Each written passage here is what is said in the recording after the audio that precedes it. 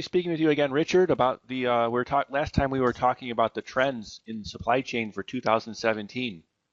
And as we were talking, you were discussing segmentation analysis. My question is, what makes it a critical issue for the future? That's a great question, Dustin. And again, it's a pleasure speaking with you again. I think the best way to characterize the way markets are changing in 2017 and beyond is there's a gentleman by the name of Joe Kraus, who is a dot-com pioneer. He currently is with Google Ventures, and he got quoted in a BBC Finance article maybe a year or two ago. But he said the 20th century was about dozens of markets of millions of consumers. The 21st century is about millions of markets of dozens of consumers. And that's a major transformation in thinking. Because, we go back, to the 20th century, and, we had mass marketing, and basically you could go after very large segments of millions of customers. Today, you've got millions of segments of dozens of customers. And so the internet and mobility is basically creating an era of personalization. Okay, whenever you sign on to Amazon, it's going to suggest to you different purchases based on your past behavior. We're seeing more and more push ads to your smartphone based on your behavior. So, we're collecting more and more data. And, I know we talked about this a little bit last week and the week before, but, big data is what's driving a lot of this, because the new internet infrastructure is giving us an infrastructure that is very, very data rich, which enables us to do this mass personalization or personalized customer experience, if you will. Now, why is that important to a supply chain person? Well, if I'm basically marketing and selling to individuals, that means I'm going to have millions of deliveries as well. So as I talk about personalization in a marketing perspective, I'm also talking about personalization in a delivery perspective, because not everyone lives in the same type of location. So you have urban last mile delivery, which is very different than suburban last mile delivery, which is very different from rural last mile delivery.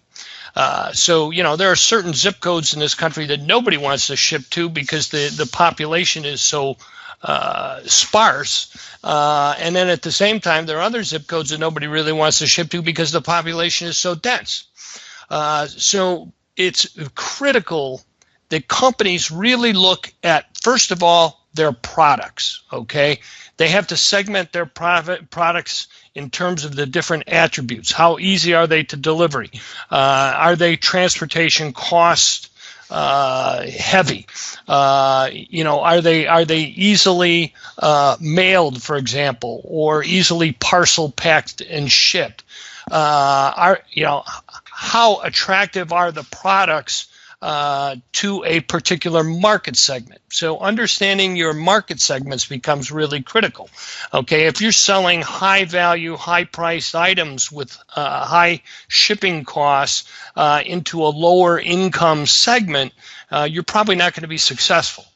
So it's critical to understand the different market segments and how consumers and customers behave within those segments so that you can begin to tailor your sales, marketing, and supply chain or delivery characteristics and attributes to those particular segment attributes and the revenue that you choose to derive from that. So profitable supply chain response is going to be critical to company success in the future.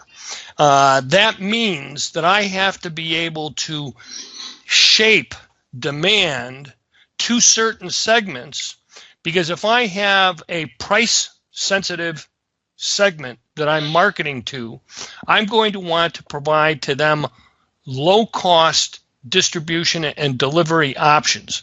I may want to incent them to pick the product up in a store. So I may want to price my items a little differently based on what the accepted delivery method is by a particular segment. And so that segmentation becomes critical to laying out a supply chain network strategy and a fulfillment strategy. Should you outsource your fulfillment, for example?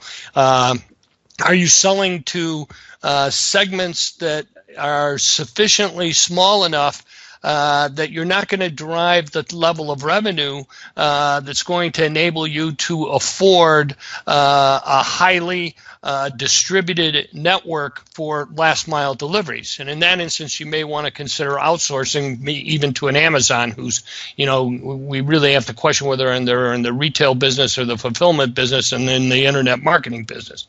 But knowing those segments, knowing what the characteristics and attributes of those segments that you're serving are quickly becoming the fiber of corporate strategy.